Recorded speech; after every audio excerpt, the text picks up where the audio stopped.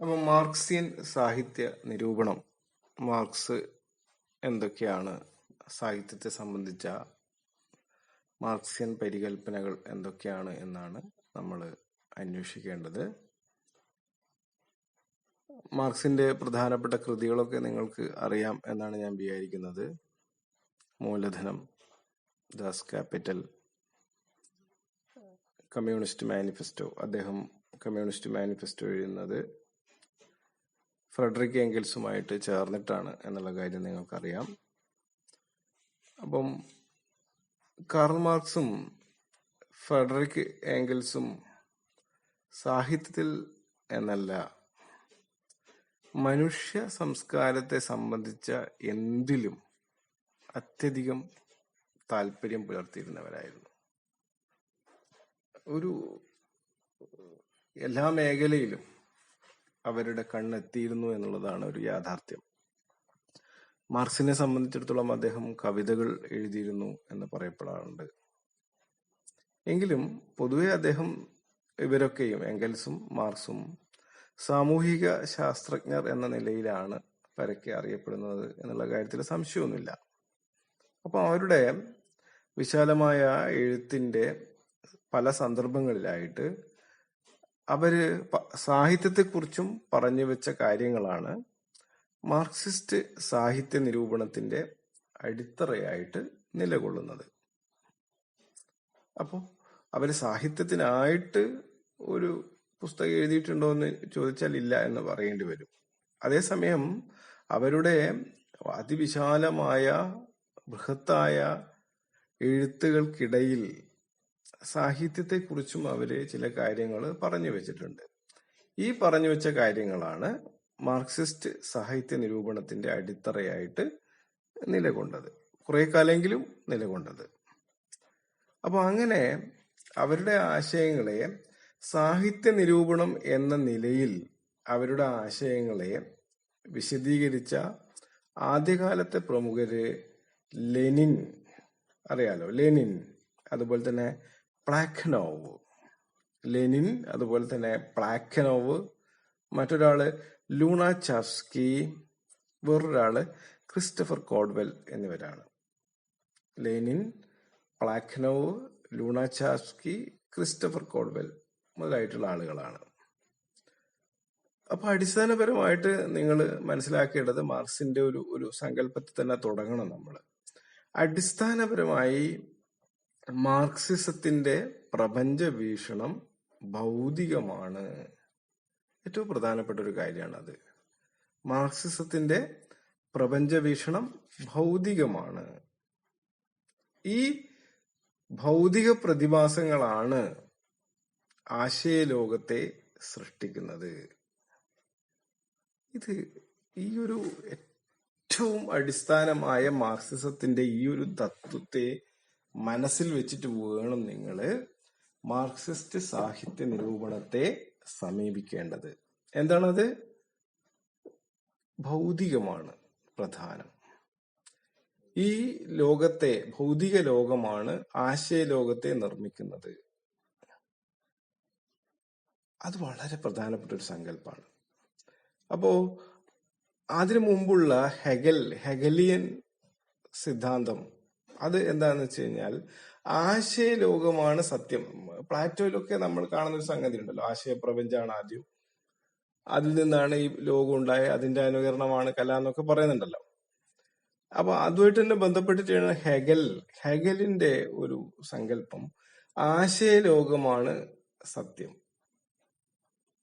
അതിന്റെ ഒരു പ്രതിഫലനം മാത്രമാണ് ബാഹ്യപ്രപഞ്ചം എന്നുള്ള അതുവരെ പ്രബലമായിരുന്ന ഹെഗലിന്റെ സിദ്ധാന്തത്തെ തിരുത്തുകയാണ് മാർക്സ് ചെയ്തത്. മാർക്സ് പറയുന്നത് ഭൗതിക പ്രതിഭാസങ്ങളാണ് ആശയലോകത്തെ സൃഷ്ടിക്കുന്നത്. വളരെ പ്രധാനപ്പെട്ട ഒരു സംഗതിയാണ് അത്. അപ്പോ മനുഷ്യരെ സംബന്ധിക്കുന്ന ഒന്നും തനിക്ക് അന്യമല്ല എന്നും എന്തിനേയും സൂക്ഷ്മ വിചിന്തനത്തിന് വിധേയമാക്കണമെന്നും മാർക്സ് കരുതണം. അപ്പം മനുഷ്യനെ സംബന്ധിച്ച സകല കാര്യങ്ങളെയും സ്പർശിച്ചുകൊണ്ടുള്ളതായിരുന്നു മാർക്സിന്റെ ഗവേഷണ രചനാ പദ്ധതികൾ. അപ്പോൾ ഭൗതിക പ്രപഞ്ചവുമായുള്ള സമ്പർക്കമാണ് മനുഷ്യ ചിന്തയിൽ ആശയങ്ങൾ രൂപപ്പെടുത്തുന്നത് എന്ന് മാർക്സിസം വാദിക്കുന്നു. ഇത് നിങ്ങളെല്ലാം മനസ്സിലാക്കും. ഭൗതിക പ്രപഞ്ചം, ഭൗതിക ലോകം, അതാണ് പ്രധാനം. ഈ ഭൗതിക ലോകവുമായിട്ടുള്ള മനുഷ്യന്റെ നിരന്തരമായ സമ്പർക്കമാണ് അവന്റെ ഉള്ളിൽ, അവന്റെ ചിന്തകളിൽ ആശയങ്ങളെ രൂപപ്പെടുത്തിയെടുക്കുന്നത് എന്നാണ് മാർക്സിസം വാദിക്കുന്നത്.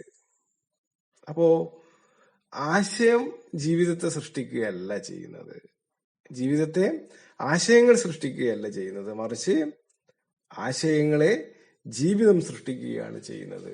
അടിവരായിട്ട് ഓർക്കേണ്ട ഒരു ചിന്തയാണത്.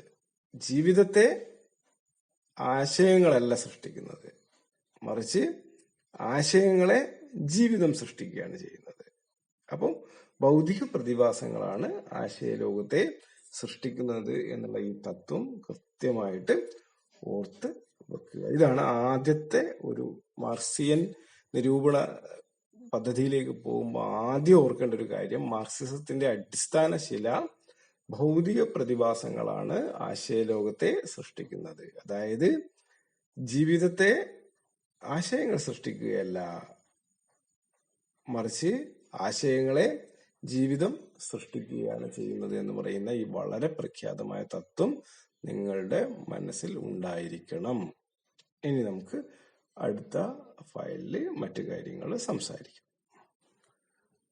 ആദ്യമായിട്ട് സമൂഹത്തിന്റെ ഘടനയെ പറ്റി മാർക്സും ഏംഗൽസും ഒക്കെ അവതരിപ്പിക്കുന്ന ചില ചിന്തകൾ നിങ്ങളോട് പങ്കിടേണ്ടി വരും. അടിത്തറ മേൽപ്പുര സിദ്ധാന്തം, ബേസ് സൂപ്പർ സ്ട്രക്ചർ തിയറി എന്നൊക്കെ പറഞ്ഞിട്ട് വളരെ പ്രഖ്യാതമായിട്ടുള്ള ഒരു സിദ്ധാന്തമാണിത്. അടിപ്പുര മേൽപ്പുര അല്ലെങ്കിൽ അടിത്തറ മേൽപ്പുര, ബേസ് സൂപ്പർ സ്ട്രക്ചർ തിയറി എന്നാണ് ഇത് അറിയപ്പെടുന്നത്. ഇതനുസരിച്ച് സമൂഹത്തിന് 2 തട്ടുകളുണ്ട്. നമ്മുടെ സൊസൈറ്റിക്ക് 2 തട്ടുകളുണ്ട്. അതിന്റെ അടിത്തറ അല്ലെങ്കിൽ അടിത്തട്ട്, ബേസ് എന്ന് പറയുന്നത് സാമ്പത്തിക ബന്ധങ്ങളാണ് അല്ലെങ്കിൽ ഉൽപാദന ബന്ധങ്ങളാണ്. അതാണ് അടിത്തട്ട്. മേൽത്തട്ടോ, അത് കൾച്ചർ, സംസ്കാര സംബന്ധമായ കാര്യങ്ങൾ ഉൾക്കൊള്ളുന്ന അതാണ് സൂപ്പർ സ്ട്രക്ചർ അല്ലെങ്കിൽ മേൽത്തട്ട്. അപ്പോൾ ഉൽപാദന ഉപകരണങ്ങളുടെ ഉടമസ്ഥാവകാശമാണ് അടിത്തട്ടിന്റെ പ്രധാനപ്പെട്ട ഘടകം. ഉൽപാദന പ്രവർത്തനങ്ങൾ, അവിടെയാണ് സാമ്പത്തിക ബന്ധങ്ങൾ എന്ന രീതിയിൽ മനുഷ്യന്റെ ഉൽപാദന ബന്ധങ്ങൾ നിലകൊള്ളുന്ന ഇടമാണ് അധ്വാനം, മുതലാളി തൊഴിലാളി അധ്വാനം, കാര്യങ്ങളൊക്കെ ആയിട്ട് സാമ്പത്തിക ബന്ധങ്ങളാണ് അടിത്തട്ടിനെ നിർണയിക്കുന്നതെന്ന് ഓർത്തു വെക്കുക. അപ്പോ ഈ അടിത്തട്ടിലെ ഉൽപാദന ഉപകരണങ്ങളുടെ ഉടമസ്ഥാവകാശം അടക്കി വെച്ചിരിക്കുന്നവരാണ് മുതലാളിത്ത വർഗം. അപ്പോ അധ്വാനിക്കുന്ന വിഭാഗത്തിന്റെ അഥവാ തൊഴിലാളി വർഗത്തിന്റെ അധ്വാന ശേഷിയെ കുറഞ്ഞ വിലയ്ക്ക് വാങ്ങി സ്വന്തം താല്പര്യങ്ങൾക്ക് ഉപയോഗിക്കുക എന്നതാണ് അധീശവർഗം ചെയ്യുന്നത്. അപ്പൊ ഈ അധീശവർഗത്തിന്റെ പരിശ്രമ കഥയാണ് ചരിത്രം എന്ന് ഓർമ്മിക്കുക. അപ്പോ സ്വാഭാവികമായിട്ടും ചൂഷിതവർഗം ചൂഷകവർഗവുമായിട്ട് ഏറ്റുമുട്ടലിന് നിർബന്ധിതരാകുന്നു. അപ്പോ ഓർമ്മിക്കുക, മേൽത്തട്ട് അടിത്തട്ട്. മേൽത്തട്ട് സംസ്കാരത്തിന്റെ കൾച്ചറിന്റെ ഒരിടമാണെങ്കിൽ അടിത്തട്ട് എന്ന് പറയുന്നത് ഉൽപാദന ബന്ധങ്ങളുടെ, സാമ്പത്തിക ബന്ധങ്ങൾ ഉണ്ടാകുന്ന ഒരു ഇടമാണ് അടിത്തട്ട്. അപ്പൊ ഇവിടെ മുതലാളി തൊഴിലാളി, അപ്പോ ഈ തൊഴിലാളിയുടെ അധ്വാനത്തെ ചൂഷണം ചെയ്ത് തടിച്ചു വളരുന്ന വിഭാഗമാണ് മുതലാളി വർഗം.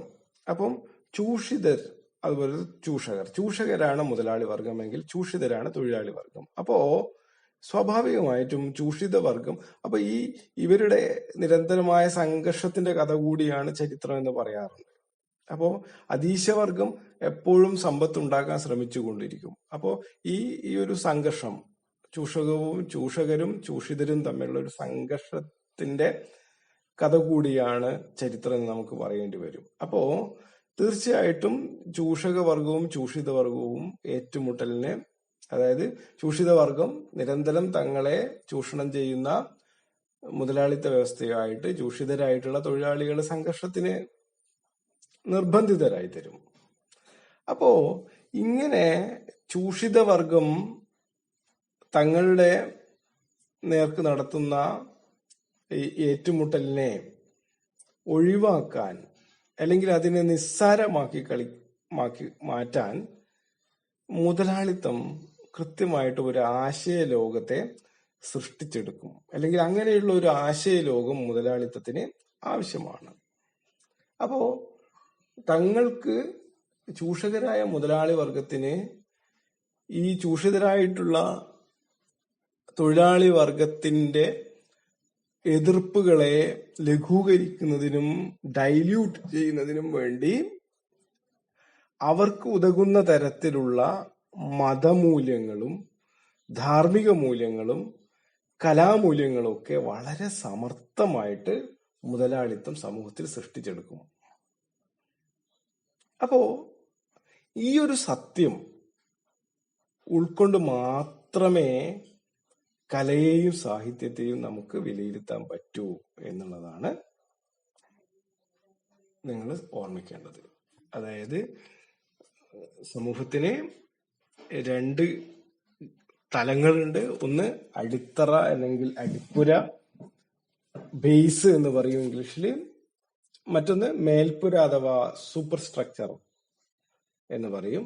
അപ്പൊ അടിത്തറയിലാണ് നമ്മുടെ ഉൽപാദന ബന്ധങ്ങൾ ഉണ്ടാകുന്നത്. ഫാക്ടറി, മുതലാളി, തൊഴിലാളി. അപ്പോൾ അവിടെ തൊഴിലാളി കൊണ്ട് ജോലി ചെയ്യിക്കുന്നു, ആ അധ്വാനം ചൂഷണം ചെയ്ത് മുതലാളിക്ക് പണം കിട്ടുന്നു, അത് അയാൾ പല കാര്യങ്ങൾക്ക് വിനിയോഗിക്കുന്നു, അങ്ങനെയൊക്കെയാണ്. അപ്പോ എല്ലാ കാലത്തും ചൂഷിത വർഗമായിട്ട് നിൽക്കുക ആരാണ്? തൊഴിലാളിയാണ്.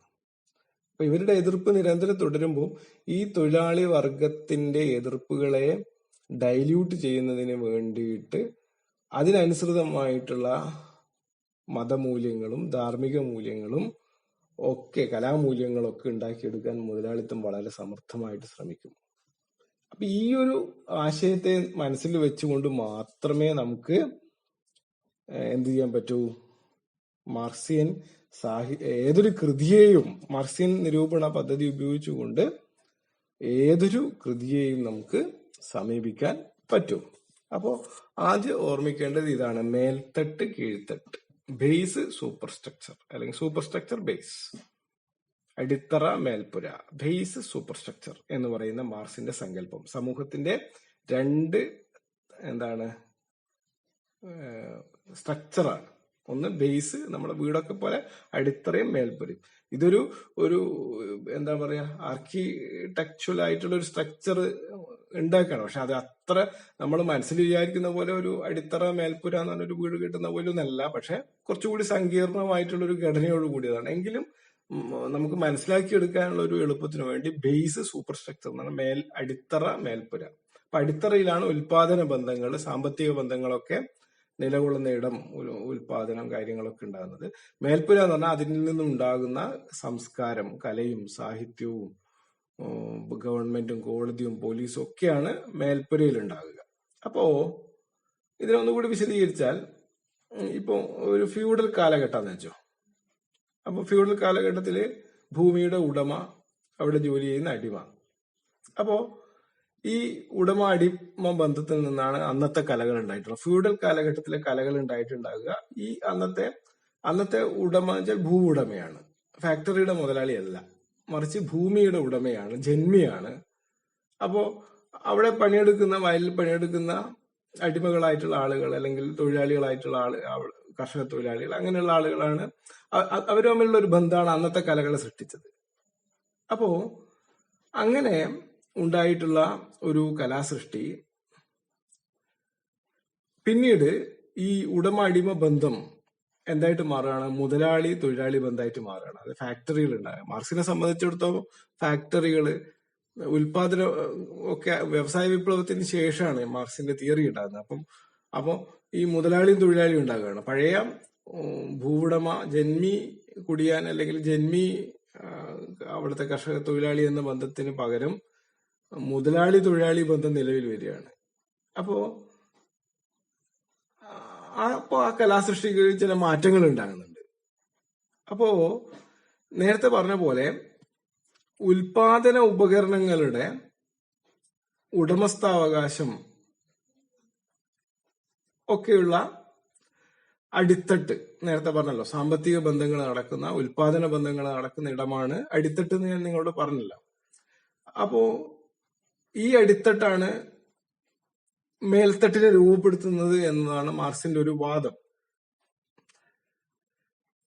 പക്ഷെ പൂർണ്ണമായിട്ടും ഈ അടിത്തട്ട്, അതായത് ഉൽപാദന ബന്ധങ്ങളുള്ള, അത് ഫാക്ടറി മുതലാളി തൊഴിലാളി ബന്ധത്തിലൂടെ രൂപപ്പെടുന്ന സാമ്പത്തികമായ ഉൽപാദനമല്ല, ആ ഒരു രീതിയിലുള്ള ഉൽപാദന ബന്ധം ആവാം, അല്ലെങ്കിൽ ഫ്യൂഡൽ ഘടനയിലുള്ള ജന്മി കുടിയാൻ ആ തരത്തിലുള്ള ഉൽപാദനമായിരിക്കും. എന്തോ ആയിക്കോട്ടെ, ഈ അടിത്തട്ടിലുള്ള നടക്കുന്ന ഉൽപാദന ബന്ധങ്ങളാണ് മേൽത്തട്ടിനെ നിർണയിക്കുന്നത്, രൂപപ്പെടുത്തുന്നത് എന്ന് പറയാറുണ്ട്.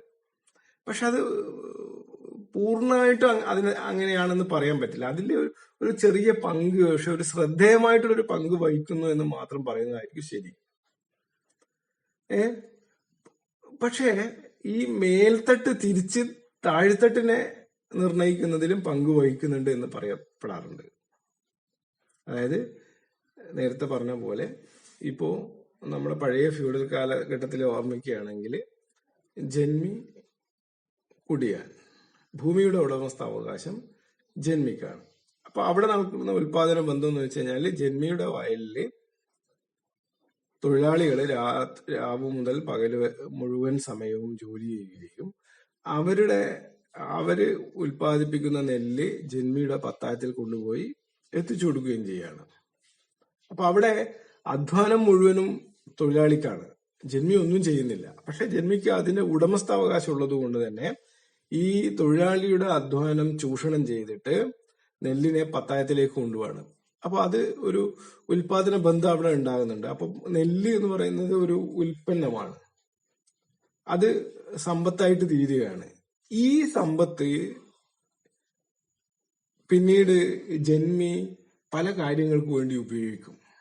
ആ നെല്ലാണ് പിന്നെ അന്നത്തെ പലതരത്തിലുള്ള കലാരൂപങ്ങളായിട്ട് മാറിയ കഥകളി ആയാലും ക്ഷേത്രകലകളായിട്ടുള്ള കഥകളി പോലുള്ള കലാരൂപങ്ങളായിട്ട് മാറിയത്, അന്നത്തെ പലതരത്തിലുള്ള സാഹിത്യകൃതികളായിട്ട് മാറിയത്, അന്നത്തെ നിയമവ്യവസ്ഥയൊക്കെയും ഈ പറയുന്ന ഈ ഫ്യൂഡൽ ബന്ധത്തിനകത്തുള്ള ഉൽപാദന വിതരണ അല്ലെങ്കിൽ ഉൽപാദന ബന്ധത്തിനകത്ത് രൂപപ്പെട്ടു വന്ന സമ്പത്താണ് ഫ്യൂഡൽ കാലഘട്ടത്തിലെ സംസ്കാരമായിട്ട് മാറിയത്, മേൽത്തട്ടിനെ നിർണയിച്ചത്. മേൽത്തട്ട് എന്ന് പറയുമ്പോൾ കലകളുണ്ട്, ഗവൺമെന്റ് ഉണ്ടാവും, കോടതി ഉണ്ടാവും, അതുപോലെ തന്നെ വ്യത്യസ്തമായ കലാരൂപങ്ങള്, നിയമം, ഇതൊക്കെയാണ് മേൽത്തട്ട് എന്ന് പറയുന്നത്. അപ്പോ അടിത്തട്ടിൽ വരുന്ന ഉൽപാദന ബന്ധങ്ങളിൽ വരുന്ന മാറ്റത്തിനനുസരിച്ച് മേൽത്തട്ടും മാറും. പഴയ ഫ്യൂഡൽ ഘടനയിൽ ജന്മി കുടിയാൻ അല്ലെങ്കിൽ ജന്മി കർഷക തൊഴിലാളി ആ ഒരു ബന്ധത്തിൽ ഉണ്ടാകുന്ന കലകളല്ല ഈ ഫാക്ടറി മുതലാളിത്തത്തിന്റെ കാലത്ത് ഉണ്ടാകുന്നത്. അപ്പൊ കലകൾക്കൊക്കെ മാറ്റം വരും, നിയമവ്യവസ്ഥക്ക് മാറ്റം വരും, ഗവൺമെന്റിന് മാറ്റം വരും.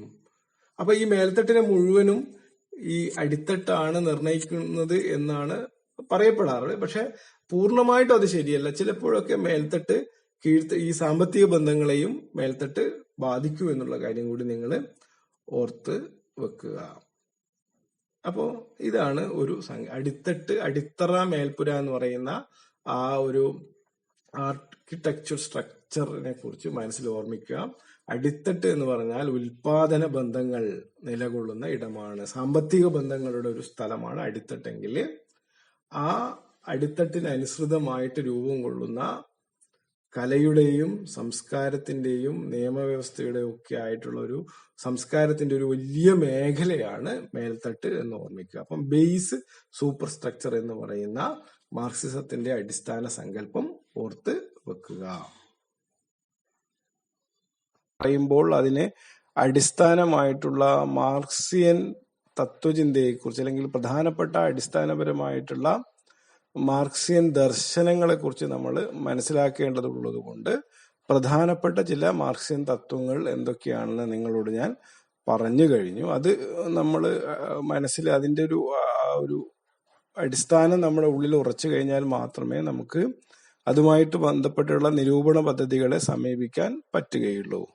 ഏറ്റവും പ്രാഥമികമായിട്ട് മാർക്സിയൻ ദർശനം എന്ന് പറയുന്നത് അതിന്റെ പ്രപഞ്ച വീക്ഷണം ഭൗതികമാണ് എന്നുള്ളതാണ്.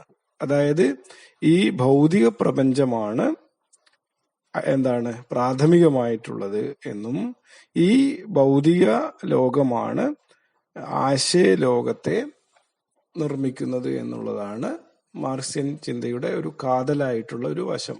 ഇതിനെയാണ് വൈരുദ്ധ്യാത്മക ഭൗതികവാദം അല്ലെങ്കിൽ ഡയലക്റ്റിക്കൽ മെറ്റീരിയലിസം എന്ന് പറയുന്നത്. മാർക്സ് തന്റെ കൃതികളിൽ ഒന്നും തന്നെ ഡയലക്റ്റിക്കൽ മെറ്റീരിയലിസം അല്ലെങ്കിൽ വൈരുദ്ധ്യാത്മക ഭൗതികവാദം എന്ന് പറയുന്നില്ല. അദ്ദേഹം അത് ചരിത്രപരമായ ഭൗതികവാദം എന്നാണ് പലപ്പോഴും വിശേഷിപ്പിക്കുന്നതായിട്ട് കാണുന്നത്. അപ്പോ ഈ ഭൗതിക ലോകമാണ് സത്യം. അതിൽ നിന്നാണ് ആശയ പ്രപഞ്ചം ഉണ്ടാകുന്നത്. അല്ലെ അതിന്റെ പ്രതിഫലനമാണ് ആശയലോകം അല്ലെങ്കിൽ ഭൗതിക ലോകമാണ് ആശയലോകത്തിന് രൂപം കൊടുക്കുന്നത് എന്നതാണ് മാർക്സിന്റെ ചിന്തയുടെ ഏറ്റവും കാതലായിട്ടുള്ള വശം. ഈ ഒരു ഭൗതിക ലോകവുമായുള്ള സമ്പർക്കമാണ് മനുഷ്യചിന്തയിൽ ആശയങ്ങളെ രൂപീകരിക്കുന്നതിന് കാരണമാകുന്നത് എന്നാണ് മാർക്സ് പറയുന്നത്. അപ്പൊ ഇതിന് വൈരുദ്ധ്യാത്മക ഭൗതികവാദം എന്ന് പറയുന്നത് ഇപ്പൊ ഈ ഒരു സംഗതി നിങ്ങൾ മനസ്സിലാക്കേണ്ടത് എല്ലാ കാലത്തും ഈ ആത്മാവ് അല്ലെങ്കിൽ ആശയത്തിൽ വിശ്വസിക്കുന്ന ആളുകളും മാർക്സിയൻ ഭൗതികവാദികളും തമ്മിലുള്ള പ്രധാനപ്പെട്ട ഒരു സംഘർഷത്തിന്റെ ഒരു തലം തന്നെ രൂപം കൊള്ളുന്നത് ഇവിടെയാണ്. ആത്മാവ് മനസ്സ് ആണ് പ്രധാനം എന്നാണ് ആശയവാദികൾ കരുതുന്നത്. എന്നാൽ മാർക്സിസം ഒരിക്കലും ഇത് അംഗീകരിക്കുന്നില്ല. ഈ ഭൗതിക പ്രപഞ്ചമാണ്, ആ ഭൗതിക പ്രപഞ്ചവുമായിട്ടുള്ള മനുഷ്യന്റെ നിരന്തരമായ ഇടപെടലുകളാണ് അവനെ പലതരത്തിലുള്ള ആശയങ്ങൾ രൂപപ്പെടാൻ അവനിൽ പലതരത്തിലുള്ള ആശയങ്ങൾ രൂപപ്പെടാൻ കാരണമാകുന്നതെന്നാണ് മാർക്സ് പറയുന്നത്. അപ്പോ പക്ഷേ ഈ ഒരു കേവലമായ ഒരു ഭൗതികവാദമല്ല മാർക്സും ഏംഗൽസും മുന്നോട്ട് വെക്കുന്നത്. മറിച്ച് അതായത് നിഷ്ക്രിയമായിട്ടുള്ള നിശ്ചലമായിട്ടുള്ള ഒരു ഭൗതിക പ്രപഞ്ചത്തെ അല്ല, അതാണ് പ്രധാനമെന്നല്ല മാർക്സ് പറയുന്നത്. മറിച്ച് ചലനാത്മകമായ നിരന്തരമായ പരിണാമത്തിന് വിധേയമാകുന്ന ഭൗതിക പ്രപഞ്ചമാണ്. അതാണല്ലോ മാർക്സിന്റെ വളരെ പ്രസിദ്ധമായിട്ടുള്ള വാക്യം, നിങ്ങൾ ഓർമ്മയുണ്ടാവുമെന്ന് കരുതുന്നു. അതായത് മാറ്റമില്ലാത്തത് മാറ്റത്തിന് മാത്രമാണ് എന്ന് പറയുന്നുണ്ട് മാർക്സ്. അപ്പൊ നിരന്തരം മാറ്റത്തിന് വിധേയമായിക്കൊണ്ടിരിക്കുകയാണ് ഈ ഭൗതിക ലോകം. അപ്പം ഈ ഭൗതിക ലോകവും ആശയപ്രപഞ്ചവും തമ്മിൽ വൈരുദ്ധ്യാത്മകമായ ഒരു ബന്ധം പുലർത്തുന്നുണ്ട്. ഈ വൈരുദ്ധ്യാത്മകമായ ഒരു സംഘർഷത്തിൽ ഏർപ്പെടുന്നുണ്ട്. അപ്പോ ഈ ഒരു സംഘർഷമാണ് പലപ്പോഴും ചരിത്രത്തെ നിർമ്മിക്കുന്നതെന്ന് കൂടി മാർക്സ് പറയുന്നുണ്ട്. അതായത് ഉൽപാദന ശക്തികൾ നമ്മൾ സൊസൈറ്റിയെ നോക്കുമ്പോൾ ഉൽപാദക ശക്തികളും അതുപോലെ തന്നെ ഇവിടെ ഉണ്ടായിരുന്ന വ്യവസ്ഥാപിതമായ ഉൽപാദന ബന്ധങ്ങളും തമ്മിൽ ഉണ്ടായിട്ടുള്ളൊരു സംഘർഷമുണ്ട്. ഈ സംഘർഷമാണ് ചരിത്രത്തെ രൂപപ്പെടുത്തിയെടുക്കുന്നത് എന്നൊക്കെ മാർക്സ് പറയുന്നുണ്ട്. അത് മറ്റൊരു തരത്തിൽ ചർച്ച ചെയ്യേണ്ട കാര്യമാണ്. അപ്പൊ എന്ത് തന്നെയായാലും മാർക്സ് ചരിത്രപരമായ ഭൗതികവാദം എന്ന് പറഞ്ഞുകൊണ്ട് മുന്നോട്ട് വെക്കുന്ന ദർശനത്തിന്റെ കാതലായിട്ടുള്ള കാര്യം നിങ്ങൾ മനസ്സിലാക്കണം. അത് ഈ ഭൗതിക പ്രപഞ്ചമാണ് പ്രധാനം. ആ ഭൗതിക പ്രപഞ്ചത്തിൽ മനുഷ്യന്റെ പലതരത്തിലുള്ള ഇടപെടലുകളാണ് ആശയങ്ങളെ സൃഷ്ടിക്കുന്നത്, ആശയലോകത്തെ സൃഷ്ടിക്കുന്നത് എന്ന കാര്യം. ഇതിനെയാണ് നമ്മൾ ഈ ഭൗതിക പ്രപഞ്ചവും ആശയലോകവും തമ്മിൽ നിരന്തരമായ പരിണാമത്തിന് വിധേയമാകുന്ന ഈ ഭൗതിക പ്രപഞ്ചവും ആശയലോകവും തമ്മിലുള്ള വൈരുദ്ധ്യാത്മകമായ ഒരു ബന്ധത്തിൽ നിന്നാണ് ചരിത്രം രൂപപ്പെടുന്നത് എന്നാണ് മാർക്സ് പറയുന്നത്. ഇതാണ് വൈരുദ്ധ്യാത്മക ഭൗതികവാദം അല്ലെങ്കിൽ ഡയലക്റ്റിക്കൽ മെറ്റീരിയലിസം എന്നതുകൊണ്ട് ഉദ്ദേശിക്കുന്നത്. ഈ കാര്യം ഉറച്ചു കഴിഞ്ഞു. ഞാൻ കഴിഞ്ഞ ക്ലാസ്സിലും പറഞ്ഞ കാര്യമാണ്.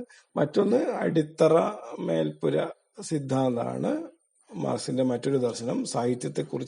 സാഹിത്യ നിരൂപണത്തെക്കുറിച്ച് പഠിക്കുമ്പോൾ നമ്മൾ വളരെ പ്രധാനമായിട്ട് മനസ്സിലാക്കേണ്ട ഒരു കാര്യം അതാണ്. അടിത്തറ ബേസ് സൂപ്പർ സ്ട്രക്ചർ എന്ന് പറയുന്ന ഒരു സങ്കല്പം. അതായത് നമ്മുടെ സമൂഹത്തിലെ സാമ്പത്തിക ബന്ധങ്ങൾ അല്ലെങ്കിൽ ഉൽപാദന ബന്ധങ്ങൾ, അതാണ് അടിത്തറയായിട്ട് വർത്തിക്കുന്നത്. ഈ ഉൽപാദന ബന്ധങ്ങളുമായിട്ട് ബന്ധപ്പെട്ടുകൊണ്ടാണ് മേൽപ്പുര രൂപപ്പെടുന്നത്. മേൽപ്പുര എന്ന് പറയുന്നത് സമൂഹത്തിന്റെ സൂപ്പർ സ്ട്രക്ചർ എന്ന് പറയുന്നത് സംസ്കാരമാണ്. സംസ്കാരം എന്ന് പറഞ്ഞാൽ സാഹിത്യവും കലകളും ഭരണകൂടവും പോലീസും കോടതിയും ഒക്കെ വ്യവഹാരങ്ങളൊക്കെ അടങ്ങിയിട്ടുള്ള ഈ സംസ്കാരത്തിൻ്റെതായ മേൽപ്പുരയെ നിർണയിക്കുന്നത് ഈ സാമ്പത്തിക ബന്ധങ്ങളുടേതായ അടിത്തറയാണ് എന്നുള്ള ഒരു സങ്കല്പമാണ് അടിത്തറ മേൽപ്പുര സങ്കല്പം, അല്ലെങ്കിൽ അടിപ്പുര ഈ ബേസ് സൂപ്പർ സ്ട്രക്ചർ എന്ന് പറയുന്ന മാർക്സിന്റെ ഒരു സിദ്ധാന്തത്തിന്റെ കാതൽ. അപ്പോ ഈ മേൽപ്പുരയിൽ ഈ അടിത്തറയിലെ സാമ്പത്തിക ബന്ധങ്ങളിൽ വരുന്ന മാറ്റങ്ങൾ മേൽപ്പുരയെ നിർണയിക്കും. മേൽപ്പുരയ്ക്ക് അടിത്തറയെ സ്വാധീനിക്കാൻ കഴിവില്ല എന്ന് പറയാൻ പറ്റില്ലെങ്കിലും ചില തലങ്ങളിൽ എന്തുണ്ട്, ചിലപ്പോഴൊക്കെയും മേൽപ്പുര അടിത്തറയെയും സ്വാധീനിക്കും എന്നുള്ള കാര്യം നിങ്ങൾ ഓർമ്മിക്കണം. പക്ഷെ അടിസ്ഥാനപരമായിട്ട് നിങ്ങൾ മനസ്സിലാക്കേണ്ട കാര്യം, ഒരു സമൂഹത്തിലെ കലയെയും അതിന്റെ സംസ്കാരത്തെയും ഭരണകൂടത്തെയും നിയമവ്യവസ്ഥയും ഒക്കെയും സ്വാധീനിക്കുന്നത് ആ സമൂഹത്തിലെ ഉൽപാദന ബന്ധങ്ങൾ, സാമ്പത്തിക ബന്ധങ്ങൾ, ഉൽപാദന ബന്ധങ്ങളിൽ വരുന്ന മാറ്റങ്ങൾക്കനുസരിച്ച് ആ സമൂഹത്തിലെ കലയും സംസ്കാരവും ഒക്കെ മാറ്റത്തിന് വിധേയമാകും എന്നുള്ള കാര്യമാണ്. അപ്പൊ ഈ ഒരു രീതിയിൽ വേണം ഈ മേൽപ്പുരയിലെ സൂപ്പർ സ്ട്രക്ചറിൽ രൂപം കൊള്ളുന്ന സാഹിത്യത്തെയും കലയെയും നമ്മൾ മനസ്സിലാക്കി എടുക്കേണ്ടത്. അപ്പോ ഈ എല്ലാ കാലത്തും ഈ രീതിയിൽ വേണം നമ്മൾ കലകളെ സാഹിത്യത്തെ ഒക്കെ മനസ്സിലാക്കി എടുക്കണം. എങ്ങനെയാണ് മുതലാളിത്തം കലകളെയും സാഹിത്യത്തെയും തങ്ങളുടെ ചൂഷണത്തിനായിട്ടുള്ള ഉപാധികളായിട്ട് ഉപയോഗിക്കുന്നത് എന്ന നിലയിൽ വേണം നമ്മൾ മനസ്സിലാക്കി എടുക്കേണ്ടത്. അങ്ങനെയുള്ള വായനകളാണ് മാർക്സിസം പലപ്പോഴും ആവശ്യപ്പെടുന്നത്. ഇത്ര കാര്യങ്ങൾ ആമുഖമായിട്ട് പറഞ്ഞുകൊണ്ട് ഇനി നമുക്ക് ഇതാണ് ഇതിൻ്റെ ഒരു കാതലായിട്ടുള്ള ഒരു മേഖല. ഇനി നമുക്ക് ഓരോരുത്തരുടെയും ദർശനങ്ങൾ പരിചയപ്പെടണം. കുറച്ച് ആളുകൾ നിങ്ങൾക്ക് പഠിക്കാനുണ്ട്. അതിൽ ഓരോരുത്തരായിട്ട് നമുക്ക് വായിക്കാം. അതിനുശേഷം അവരുടെ ഓരോരുത്തരുടെയും വിശകലനങ്ങൾ വഴി മാർക്സിസത്തിന്റെ സാഹിത്യ നിരൂപണവുമായി ബന്ധപ്പെട്ട മറ്റു വശങ്ങളിലേക്ക് നമുക്ക് പരിചയപ്പെടാം. അപ്പൊ അടിസ്ഥാനപരമായി ഈ രണ്ട് കാര്യങ്ങൾ മനസ്സിലാക്കി എടുക്കുക.